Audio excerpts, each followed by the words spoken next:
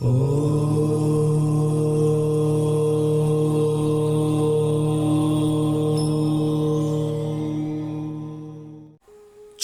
করিয়া কালা অঙ্গে মেখেছি।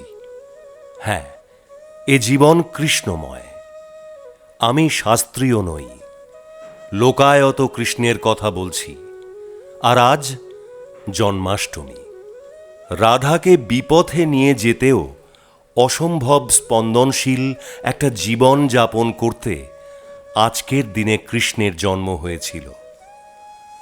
রাধাকে বিপথে নিয়ে গিয়ে কৃষ্ণ দেখিয়েছিলেন জীবনের ওটাই ঠিক পথ, রক্তমাংসের ভালোবাসার পথ, মানবিক ভালোবাসার পথ।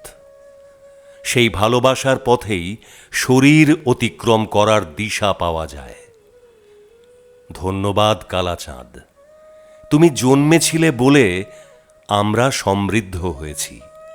না হলে আমরা প্রাণ ছোঁয়া লোকগান বা মন মজানো কীর্তন পেতাম না।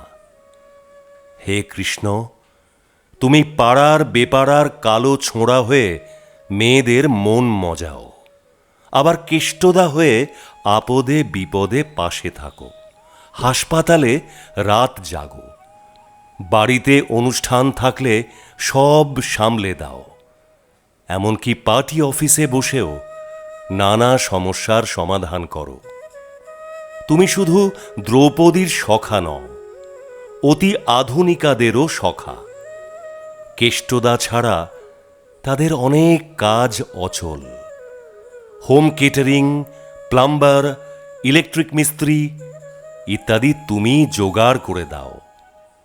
হে কৃষ্ণ, তুমি ছাড়া আমাদের জীবন যাপন বিবর্ণ, অসহায়। তাই তুমি আমার অন্তর জুড়ে আছো।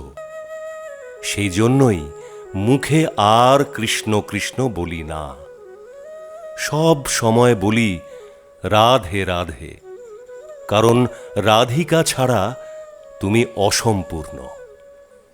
আজ তোমার অর্থাৎ লোকায়ত কালার জন্মদিনে কামনা করি সকল সংকীর্ণতা থেকে মুক্ত হোক পৃথিবী, অবসান হোক সকল নৃশংসতার।